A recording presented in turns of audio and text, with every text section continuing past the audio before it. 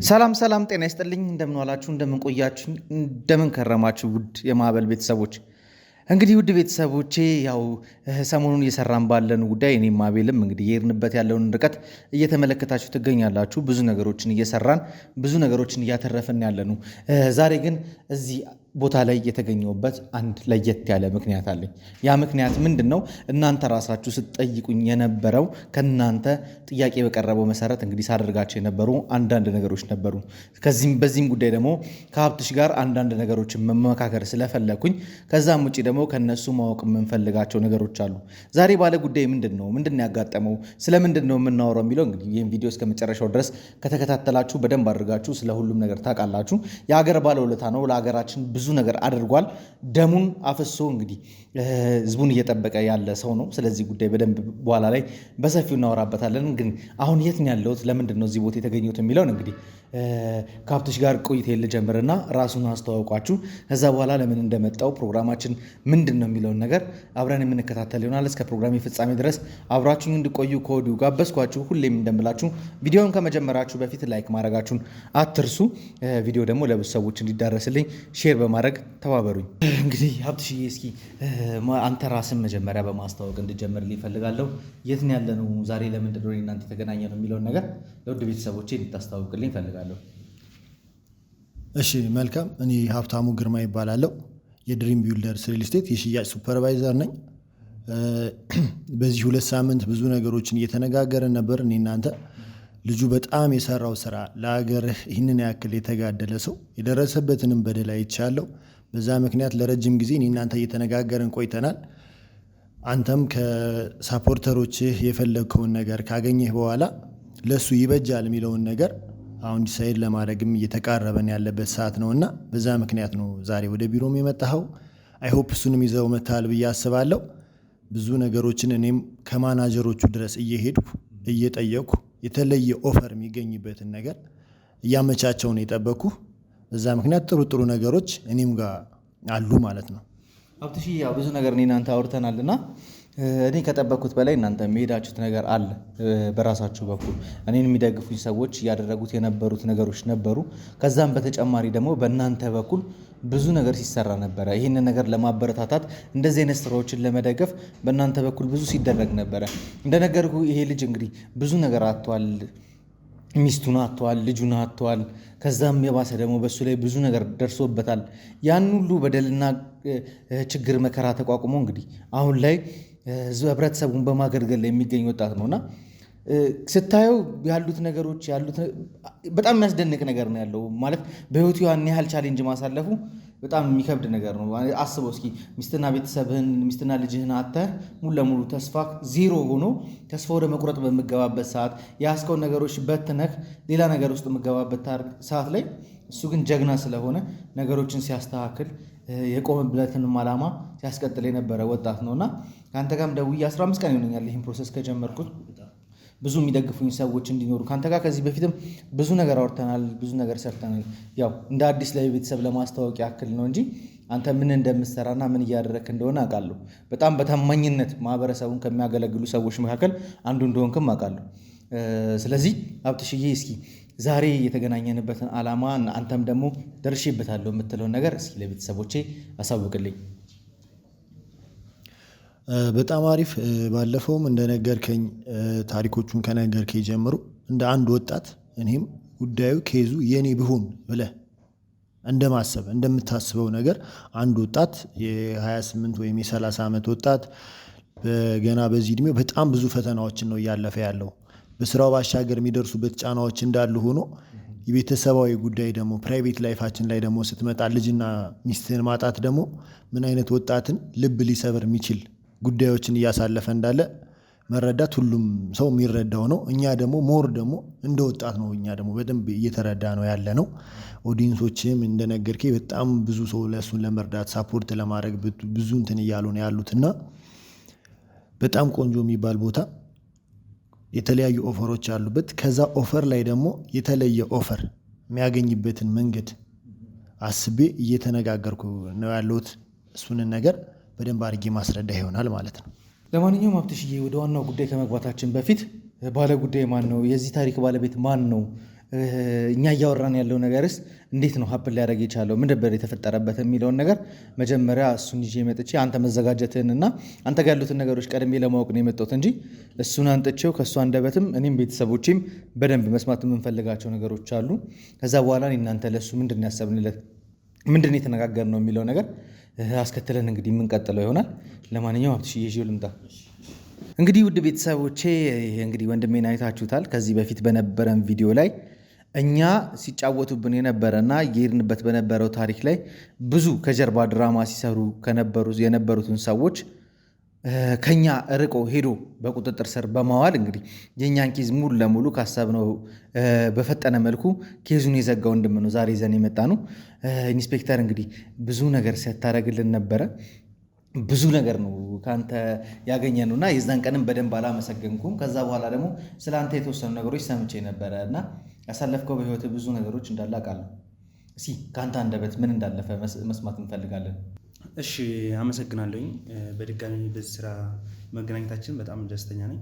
ያው እንግዲህ ይሄ ስራ እንደምታውቀው ብዙ አልነግርህም፣ ከባድ ነው። እዚህ ስራ ላይ እንግዲህ መጀመሪያ ወስነህ አስበህ ነው የምትገባው እና ብዙ ጊዜ ፈተኖች ይገጥማሉ እዚህ ስራ ላይ የሚደርስብህ ፈተና ይሄ ነው የምትለው አይደለም፣ ወይ ደግሞ እቋቋመዋለሁ ወይ ደግሞ በፊት አስበህ እቋቋማለሁ የምትለው ነገር አይደለም የሚገጥምህ።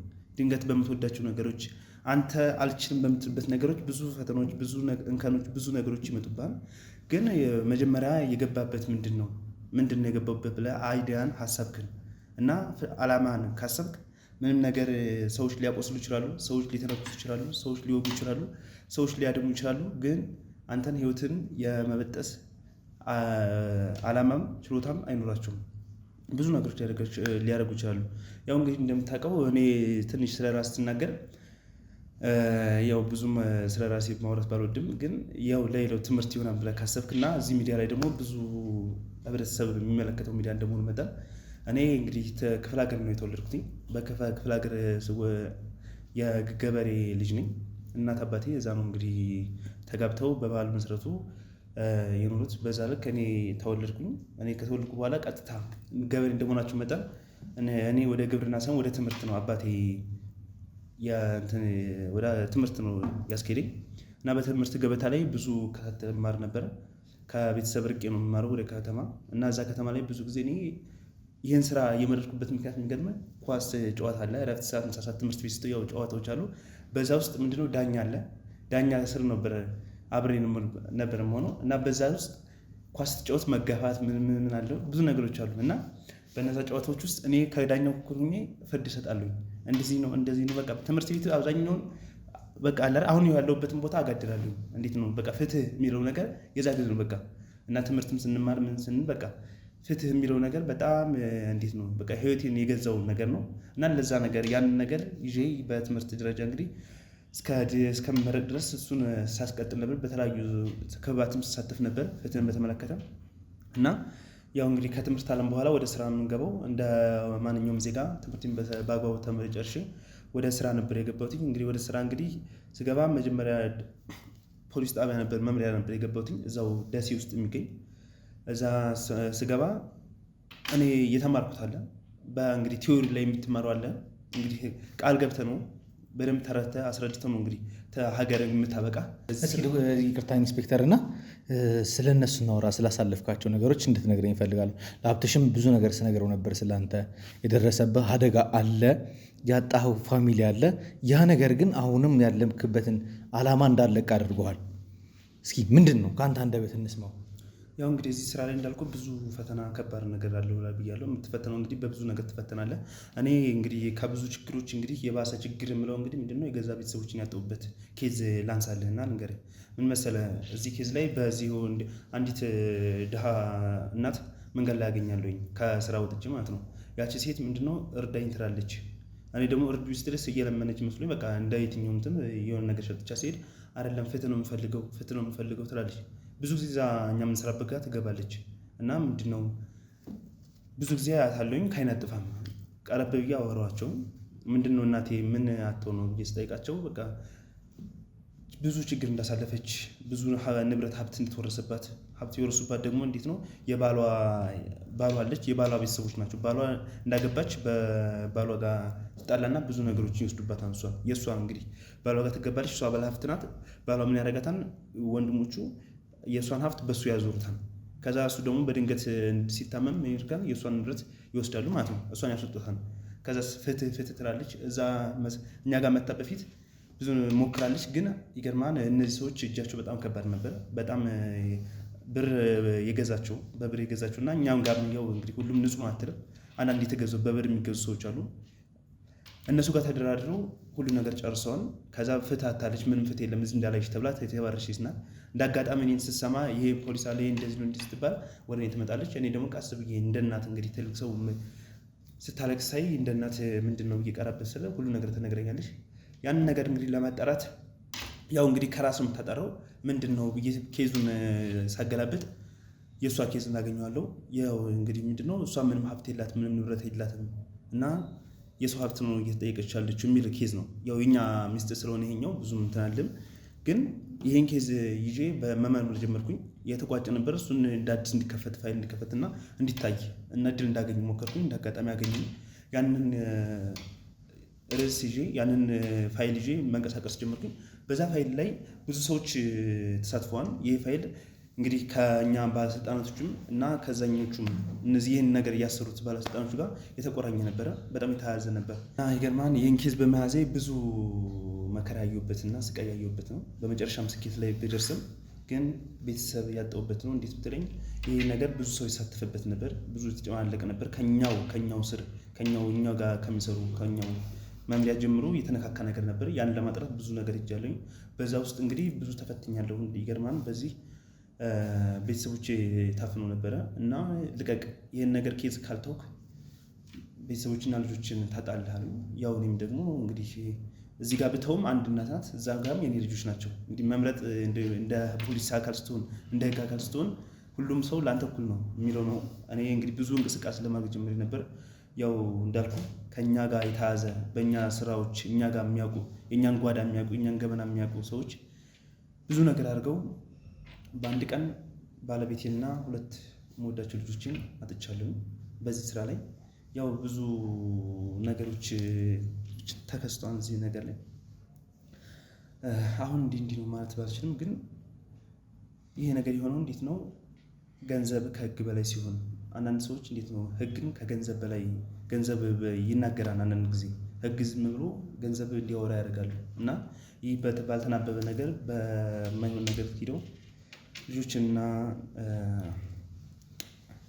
ኢንስፔክተር ያው ሀዘን ውስጥ እንደገባ የነበርክበትን ነገር እንድታስታውስ ሳይሆን ያው ምን ያህል ጀግና እንደሆንክና ከዛ ሁሉ ፈተና አልፈህ ዛሬ ላይ እንደዚህ ቆመህ ህዝብን እያገለገልክ መሆኑን ለማሳየት ያክል ነው። በአንተ ታሪክ ብዙ ቤተሰቦች ሲጠይቁኝ ነበረ እንደዚህ አይነት ጀግና ኢንስፔክተር እንግዲህ ለፍትህና ለህግ በትክክል ቆሞ ገንዘብን ጉቦን አልቀበልም ብሎ በዛ ልክ ህብረተሰብን እያገለገለ ያለ ማህበረሰብን እየጠቀመ ያለ ሰውን እንግዲህ ማበረታታት መቻል አለብን ብሎ ብዙ ሰዎች ሲያወሩኝ ነበረ። ለዛም ነው ዛሬ ካለህበት ቦታ ላይ ድንገት አስነስቼህ አንተን እፈልግሃለሁ የምትረዳኝ ጉዳይ አለ ብዬ እዚህ ድረስ ይዤ የመጣሁት። ከሀብትሽ ጋር ብዙ ነገር አውርተናል፣ ብዙ ነገሮች ተነጋግረናል ከእሱ ጋር። ዛሬ እንግዲህ ያሰብነው ነገር አለ። እንደዚህ ነው ብዬ አሁን አልነግርህም። ያሉትን ነገሮች ግን ሀብትሽ በደንብ አድርጎ ያስረዳናል ብዬ አስባለሁ። ሀብትሽ እስኪ ምን እየተሰማ ነው ያለው አንተ? ያው ነገሩን እኔ ከነገርከኝ ምንም ብትቆይም ከእሱ አንደበት ደግሞ ስሰማው ትንሽ ኢሞሽናል አድርጎኛል። አንድ ወጣት ገና በወጣትነቱ ልጆቹንና ባለቤቱን ማጣት በጣም ትልቅ ፈተና ውስጥ ነው የገባው። ለስራው ያለው ቁርጠኝነት ደግሞ ያሳያል። አንድ ሰው እንዴት መስራት እንዳለበት ሁሉም ሰው እንደዚህ ቢያስብ የሚለውን ነገር የፍቅረ ነዋይ የሚለውን ነገር አለ። ብዙ ሰው በብር እንትን ይላል፣ ይታለላል። ያንን ነገር ትቶ እንደዚህ አይነት ወጣት መኖሩ ደግሞ አንዳንድ ጊዜ በጣም ያስደስታል። ይህ ነገር በጣም የሚያስደስት ነገር ነው። ከአንተ ጋር በጣም እያወራንበት ነበረ። ይህ ኬዝ ወደዚህ በመምጣቱ ራሱ እኔ በጣም ደስተኛ ሆኜ ካምፓኒዎችን ምርጫ ስናደርግ ትዝ ይልህ ከሆነ የባንክ እድል የተመቻቸላቸው ካምፓኒዎች እየፈለግን ነበረ። ፕራይሳቸው ዝቅ ያለ ለደህንነት ከለላ ያለው ኮምፓውንድ ግቢ የሆነ እየመረጥን ነበረ። ይህንን ሁሉ ነገር ካደረግን በኋላ ፋይናሊ ወደ ዲሲሽን ደርሰን በዚህ አሁን አብረን ተገናኝተናል ማለት ነው። ስለዚህ እኔም አዘጋጅቼ ነው እየጠበኳችሁ ያለሁት። ለሱም ኦልሬዲ መርጠንለታል። የመረጥኩት እኔ አለ። ከእናንተ በኩል የምትሉትን ነገር እሰማለሁ። እስኪ ወደዛ ከመግባታችን በፊት ሀብትሽ እስኪ ያለንበትን ቦታ በደንብ ማስታወቅ መቻል አለብን እና ያለንበትን ቦታ በደንብ አድርገን እንድታብራራልኝ እፈልጋለሁ።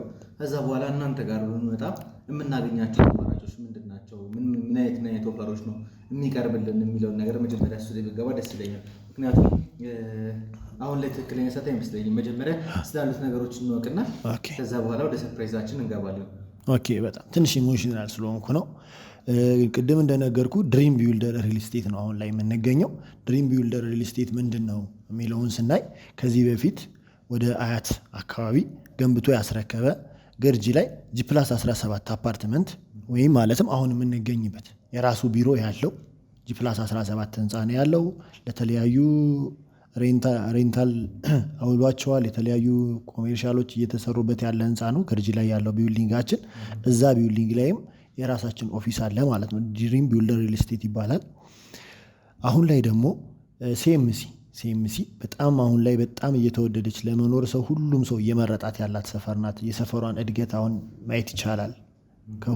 ከሆቴል አንግልን ብታየው ሁሉ ሆቴል ታዋቂ የምትለው ከተማ ሆቴል እዛ ላይ ብራንች አለው።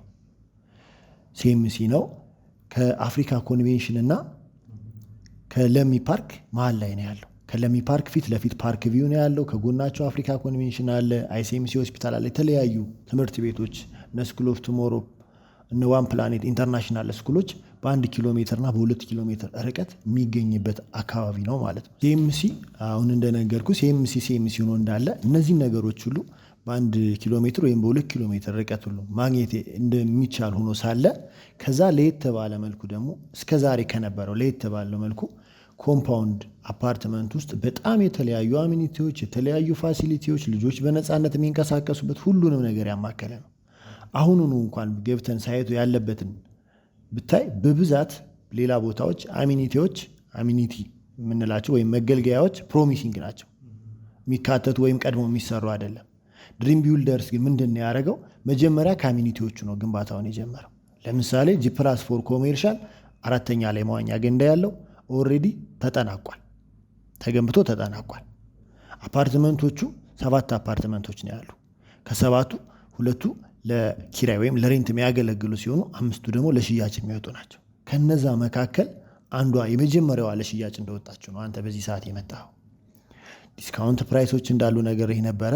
በኢድ ምክንያት የተደረጉ ቅናሾች ላስት ዊክ አካባቢ ከኢድ ሲጀምር ነው ቅናሹ የተደረገው። ለ15 ቀናቶች ነው ቅናሹ የነበረው። ኦልሞስት ወደ ግማሽ ቀን እየመጣን ነው ማለት ነው። ያን ዲስካውንት ተጠቅመን ቆንጆ የሚባል ቤት፣ አንደኛ የደህንነት ከለላም ያስፈልገዋል። ከዚህ በኋላ ይህ ሰው ኮምፓውንድ ነው፣ ማንም ሰው ያለ ካርድ መግባት አይችልም። የደህንነት ከለላውም የተጠበቀበት ግቢ ነው። ቅድም እንደነገርኩ የመንግስት ፋሲሊቲዎች አሉ፣ ፓርኮች አሉ። አፍሪካ ኮንቬንሽን ማለት እንግዲህ በኢትዮጵያ በጣም ትልቁ የአፍሪካ እንትን ነው። ቅድም እንደነገርኩ ደግሞ የተለያዩ የመንግስት ተቋማት ደግሞ ለሚ ፓርክ አለ፣ ፊት ለፊታችን ያለ በጣም ሰፊ ፓርክ ነው ያለው። ፋውንቴኖች አሉት፣ መዋኛ ገንዳዎች፣ ጂምናዚየሞች የራሱ ያሉት ከግቢውም አፓርትመንት ውስጦችም አለው ኮምፓውንዳችን ውስጥ። ከዛ ተጨማሪ ደግሞ እዛኛው ላይም የምናገኛቸው ናቸው። ሲኔማዎች አሉ። ይህ ሁሉን ነገር ያማከለ ለሚ ፓርክ አለ ፊት ለፊታችን። አዲስ ኢንተርናሽናል ኮንቬንሽን ሴንተር ደግሞ አለ። የአፍሪካ በጣም ትላልቅ ግብይቶች የሚደረግበት፣ ስብሰባ የሚደረግበት ነው። የጎልድ ሽያጮች፣ የማዕድን ሽያጮች የሚደረጉበት በጣም ትልቅ እንትን አለ። በዛ ምክንያት ሪል ስቴቱ ቶሎ እንዲገነባ ከመንግስትም ኦርደር የተደረግ ነው ወይም የተላለፈብን ገንብተን የምንጨርስበት የተቀመጠልን ከመንግስት የመጣ ደብዳቤ አለ። በ2 ዓመት ከ6 ወር እንድንገነባ ማለት ነው። ቅድም እንደነገርኩ ከአሚኒቲዎቹ ገንብተናል። 2ቱ ለሬንታል የሚያገለግሉ ናቸው። ቀሪዎቹ 5ቱ የሚሸጡ ናቸው። አንዷ ለሽያጭ ወጣለች አሁን እንደነገርኩ ማለት ነው። በዚህ ውስጥ በሽያጭ በወጣችው ውስጥ ወደ ዳር ያለችው ወይም ወደ ፓርኩ ቀረብ ያለችው ከሚሸጡት ወደ ፓርኩ ቀረብ ያለችው ነው አሁን እየተሸጠች ያለችው። በጣም በአጭር ጊዜ ውስጥ ከወጣ ጀምሮ ወደ 60% የሚሆን ሽያጭ ተጠናቋል። በካሬ ሜትር 100 ሺህ ብር ማለት ነው። እዛ ለኢድ 84,000 ብር የካሬ ሜትር ዋጋው በሆነበት ሰዓት ነው እያናገርከኝ የነበረና ቶሎ ብለን ኬዙን እንጨርሰው እያልኩ የነበረ በጣም ለሀገሪቱ ያደረገው ነገር መስዋዕትን ልጁ ቤተሰብ 2 ልጅንና ባለቤትን መስዋዕት ማድረግ ለሀገር ብለህ በጣም ፍቅረ ነዋይ በበዛበት ጊዜ ገንዘብ አልቀበልም ብሎ እነሱን ትንሽ ስለተግደረደራቸው ነው ይህ የቤተሰቡ በደል የደረሰበት። ከቤተሰቡና ከህዝብ ስላልመረጠ ነው። ህዝብንም እንደ ቤተሰቡ አድርጎ ሰው እኩል ነው የሚለውን ፍትህ ይዞ እየሰራ ስለነበረ የደረሰበትን በደል አይተናል። ገና በወጣትነቱ ብዙ ችግሮችን እያሳለፈ ነው ያለው። ለዛ እኔ ከተነጋገርነው ላይ በቅናሹ ጊዜ እንድትጠቀም ብዬ ነው ቶሎ እያቻኮልኩ የነበረው። አሁን ነው ቅናሹ ያለ። ያው እንግዲህ በወራ ነው ጉዳይ እኔም ተዘጋጅቼበት ነው እየጠበቅኩ የነበረው። የተዘጋጀሁበት ነገር አለ።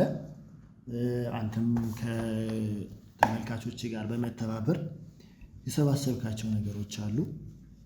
የእናንተን ኬዞች እንግዲህ የእናንተ ኬዞች ማለት በህይወት ደረጃ ህይወታችሁን መስዋዕት አድርጋችሁ የምትሰሩ በጣም ለሀገሪቱ ከሚያስፈልጉ ወጣቶች መካከል ያላችሁ ናቸው። እናንተ ይህንን ሁሉ ስራ ስትሰሩ ሽጉጥ እየተመዘዘባችሁ፣ እየተደባደባችሁ፣ አደጋ እየደረሰባችሁ በጣም ብዙ ጉዳዮችን ስትሰሩ በጣም ህዝብም የሚወዳችሁ ለዛ ነው። የህዝብ ልጅ ናችሁ እናንተ። ይህንን ሁሉ ጊዜ በምትሰሩበት ጊዜ ከጎናችሁ ያለ የህግ አባል ነው። ኢንስፔክተር እንግዲህ በዚህ ጉዳይ የህጉን አካል እሱ በደንብ ሰፖርት እንደሚያደርጋቸው ያውቃሉ። ነግረኸኛል። ከነገርከኝ 100 በላይ ኬዞችንም እንደሰራላችሁ ነግረኸኛል። ይህንን ሁሉ የሰራ ጀግና ኢንስፔክተር ቢያንስበት ነው እንጂ ምንም እንትን የሚል ነገር የለውም። አሁን ትንሽ ግራ እያጋባን ነው፣ ግን ዲቴል ከማውራታችን በፊት ያሉትን ነገሮች እንስማቸው። እኛም ደግሞ እኔ እናንተ ተነጋግረን ጨርሰናል። የመረጥናቸው ነገር አለ። በትክክል የመረጥናቸው ነገሮች ተገቢ ናቸው አይደለም የሚለውን ነገር እንድናወራበት ስለፈለኩ ነው። እኛ እንግዲህ ለረጅም ጊዜ እያብሰለሰልን የነበረው 2 አማራጮች ላይ ነው። 2 አማራጮች ላይ ነው እያየን የነበረው። ባለ 2 መኝታ 106 ካሬ እና ባለ 1 መኝታ 73 ካሬዎችን ይዘን በሰፊው እያወራን ነበር። አሁን ላይ ግን ዋጋቸውም አለ።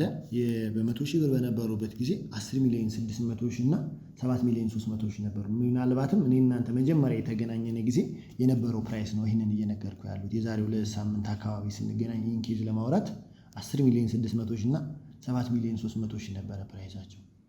በዛ መሃል ይህ የኢድ ቅናሽ መጥቶ ወደ 9 ሚሊዮን እና ወደ 6 ሚሊዮን 200 ሺህ ዝቅ ሲል ከ1 ሚሊዮን ጀምሮ እስከ 1.5 ሚሊዮን ብር ቅናሽ ሲፈጠር መሀል ላይ ይህንንም ቅናሽ ተጠቅሞ የመንግስትም ጣልቃ ገብነት ያለበት እኔ አሁን ሪል ስቴት ላይ የመንግስትን ጣልቃ ገብነት ከሚደግፉት ወገን ነው። ምክንያቱም አንድ ሰው እየከፈለ በፕሮግረስ መክፈሉ አሁን ለምሳሌ በአዋጁ ምክንያት በፕሮግረስ እንዲከፈል ተደርጓል። ናይስ የሆነ ነገር ነው። አንድ ደንበኛ የሚከፍለው 2ኛ ክፍያ ፕሮግረስ አይቶ ነው። ከዚህ አልፎ ደግሞ ድሪም ላይ ደግሞ በኤግዚቢሽኑም አማካኝነት በፓርኩም አማካኝነት በ2 ዓመት ከ6 ወር ጨርሱ የሚል ደብዳቤ ኦልሬዲ እጃችን ላይ ተሰጥቷል። እሱን አሳይቻለሁ። ሌሎችም ደንበኞች ካሉ የምናሳየው ማዕተም ተደርጎ ከመንግስት መስሪያ ቤት ኦርደር ተደርገናል በዛ ጊዜ ውስጥ እንድንጨርስ።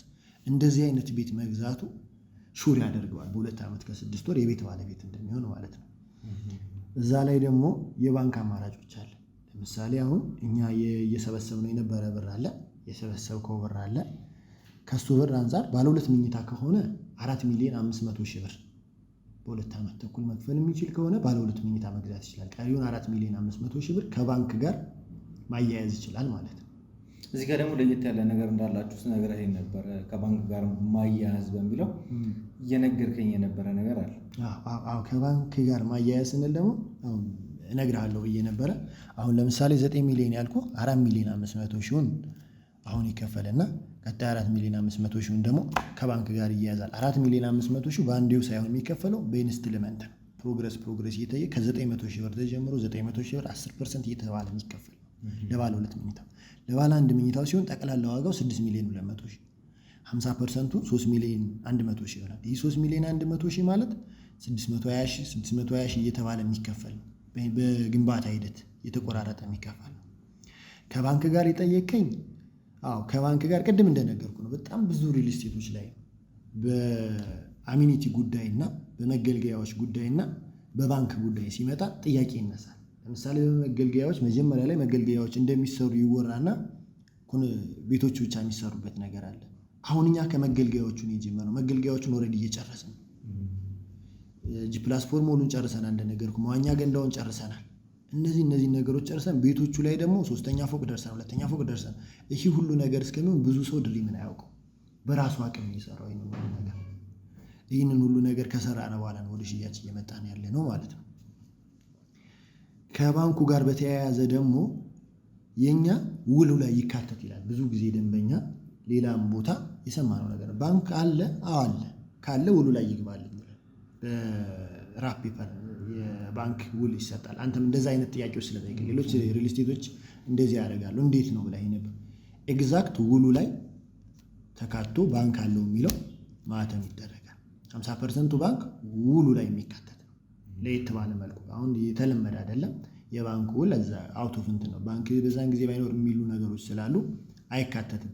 ይህ ግን 100% ስለሆነ መንግስትም በ2 ዓመት ከ6 ወር እንድንጨርስ ኦርደር ሲያደርገን ያን ያክል ደግሞ ሽያጮቹ እንትን ካሉ ወይም ደግሞ የድርጅቱ ሙሉ ለሙሉ በ2 ዓመት ከ6 ወር እንዲጨርስ እንደዚህ አይነት የደንበኛ ጋራንቲዎች ውል ላይ ማካተት አለብን። መንግስትም የተለየ ኦፈር ይሰጠናል በባንኩ ጉዳይ በ2 ዓመት ከ6 ወር እንድንሰራ ኦርደር ስላደረገን እኛም 50% የባንኩን ውሉ ላይ እናካተለን የሚለውን ነገር ከመንግስት ጋርም የኛው ደብዳቤ ሲደርሰን አሳምነን ውሉ ላይ ያስገባነው ነገር ነው ማለት ነው። ስለዚህ ውሉ ላይ ባንክ አለው የሚለው ነገር አለ ማለት ነው። በጣም አመሰግናለሁ። ማለት በደንብ ኦዲየንሶቼም እኔ ጋር እየደወሉ ሲጠይቁኝ የነበሩ ነገሮች አሉና እነሱን ነገር በደንብ በግልጽ አድርገህ ነግረሃቸዋል ብዬ አስባለሁ። ከአሁን በኋላ እኔ ጋር መደወል ሳይጠበቅባቸው ከአንተ ጋር ያሉትን ነገሮች ስላሉት ነገሮች ይጨርሳሉ ብዬ አስባለሁ። ትንሽ ኢንስፔክተርን ግራ እያጋባ ነው ያህል ነው እየተሰማኝ ያለው እና ስለምን እያወራን እንደሆነ እየተረዳም አይደለም። ኢንስፔክተር ምናልባት አንተ ለሰራውና ለሀገር ካበረከተው ነገር አንጻር እዚህ ጋር ከቤተሰቦች ጋር ተነጋግሬ ሳደርጋቸው የነበሩት ነገሮች የሚመጥኑህም አይመስለኝም። ግን ለጊዜው መሆን አለበት ብዬ ስላሰብኩ እስኪ ምንድነው እየተሰማ ያለው? አንተ ምንድነው ፊል እያደረክ ያለው?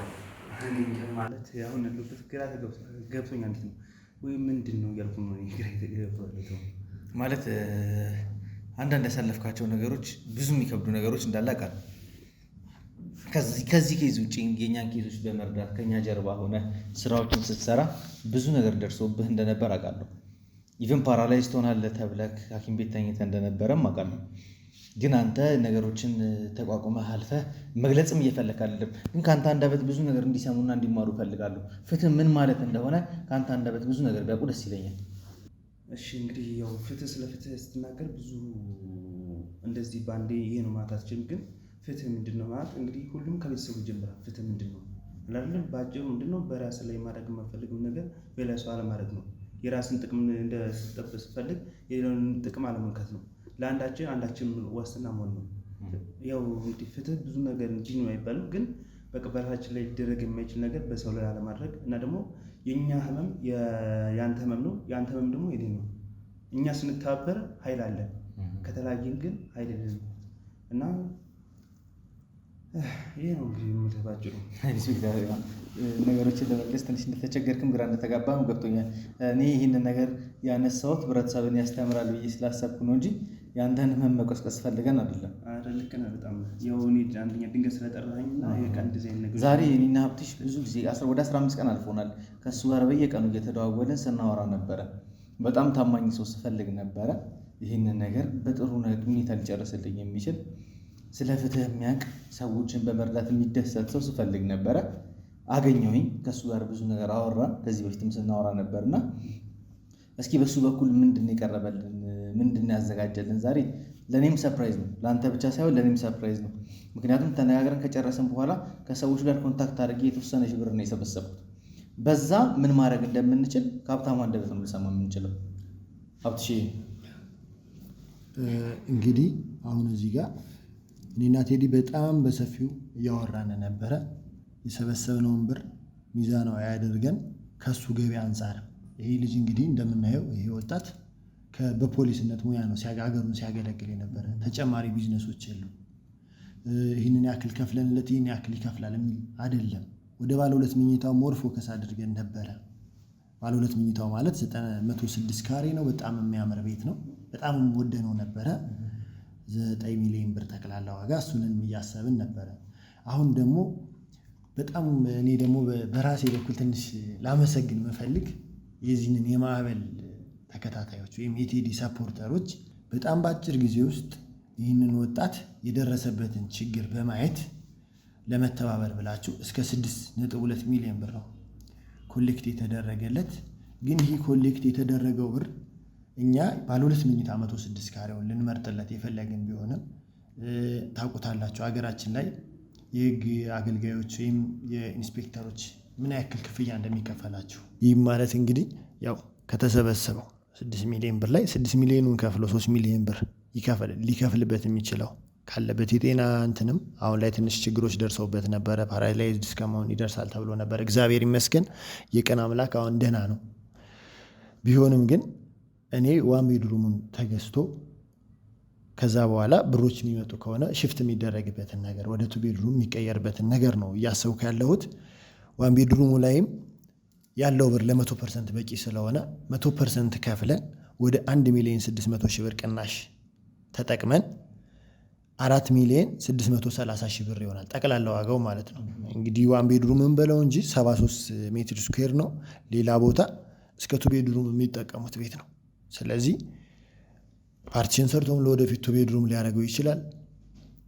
እግዚአብሔር ብሎ ደግሞ ከተሳካ ቅድም እንደነገርኩህ በሚተርፉት ብሮች የራሱን ስራዎችም ሊጀምር ይችላል ከስራው ጎን በጎንና ሌሎች ብሮች የሚመጡ ከሆን ሽፍት አድርገን ወደ 106 ካሬ የምንሄድበትን ነገር አመቻቻለሁ ማለት ነው። እኔ የወሰንኩት ይህን ነው።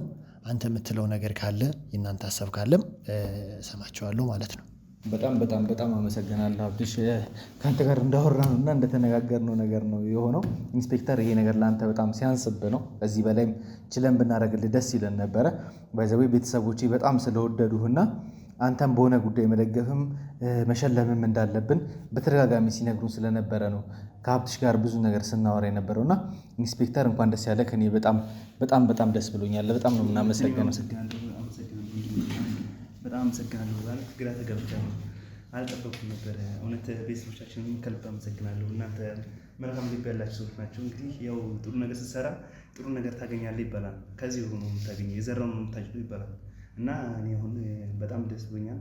እውነት አልጠበኩም ነበር። በጣም አመሰግናለሁ። እንግዲህ አንተን እንግዲህ ፈጣሪ ያክብርልኝ። እንግዲህ ከጎን ይሁን እያንዳንዱን ነገር ስትከታተል ስትረዳኝ ነበረ። እንግዲህ ብዙ ነገሮችን በጣም አመሰግናለሁ። ቤተሰቦቻችንን እንግዲህ እነሱ ናቸው እንግዲህ ደም ስራችን ለኛ እነሱ ነው እኛ ለማገልገል ምቀና ደፋ የምንለው። ግን ይህን ነገር ተረድተው እዚህ ነገር ይህን ስላደረጉ እውነት በድጋሚ አመሰግናለሁ። አንተንም ቴዲ አመሰግናለሁ በጣም። ምንም አይደለም ኢንስፔክተር ሀብትሽዬ። እስኪ ከዚህ በኋላ እንግዲህ የሚቀረን ሁሉን ነገር ወሰነናል። ገንዘቡንም ገቢ ተደርጓል።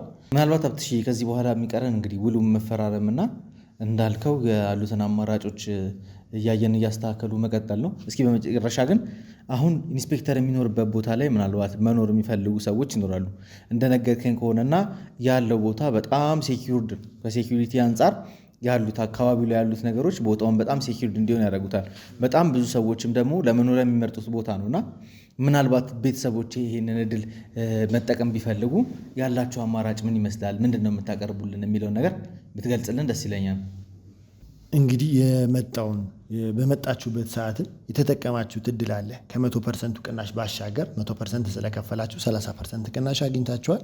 በየኮታው ከ7% ጀምሮ 7%፣ 10%፣ 15% እያለ እስከ 30% ቅናሾች አሉ። ይህ ቅናሽ ግን እናንተ ከቅናሽ ላይ ቅናሽ ነው የተጠቀማችሁት። መጀመሪያውኑ 10.5 የነበረው 9 ሚሊዮን ሆኗል። 1.5 ምናምን ቀንሷል። 2 ቤድሩሙ ዋን ቤድሩም ደግሞ ከ7.3 6.2 ሆኗል። 1 ሚሊዮን 100 ሺህ ቀንሷል። ይህ የቀነሰው በኢድ ነው። ለ15 ቀናት ነው ቅናሹ ተቀንሶ የነበረው። አሁን ኢድ ካለፈ ወደ ሳምንት እየሆነ ነው። እንግዲህ የዚህ በኋላ አንድ የሳምንት ጊዜ ነው የሚኖረን ማለት ነው። 2 የካሬ አማራጮች ብቻ የገለጽ ነው 73 እና 106 ያልነው ከኛ አቅም አንጻር ለሱ ማድረግ ከምንችለው አንጻር ነው 73 እና 106 ያልን እንጂ የተለያዩ 129 ካሬ ያለ 2 ቤድሩም 3 ቤድሩሞችም አሉ። 136 ካሬ እና 163 ካሬ እንደዚህ አይነት አማራጮችም አሉ። መርጂንግ ሃውሶችም አሉ። በጣም የሚያምር ሰፈር ነው። ሴምሲ ነው። ሴምሲ እንግዲህ በቪላ ቤት ደረጃ እንኳን እዛ በጣም ብዙ የቪላ መንደሮች መንደር 1 መንደር 2 እየተባሉ ያሉበት ሰፈር ነው። በጣም ለመኖር ቆንጆ የሆነ ቦታ ነው ማለት ነው።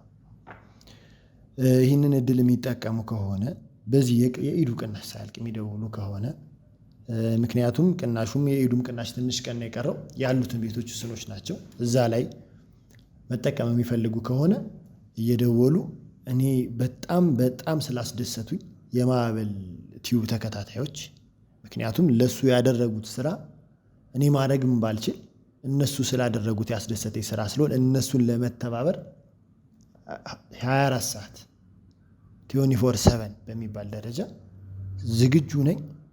የኔን ስልክ አስቀምጠላቸው እየደወሉ ያነጋግሩኝ።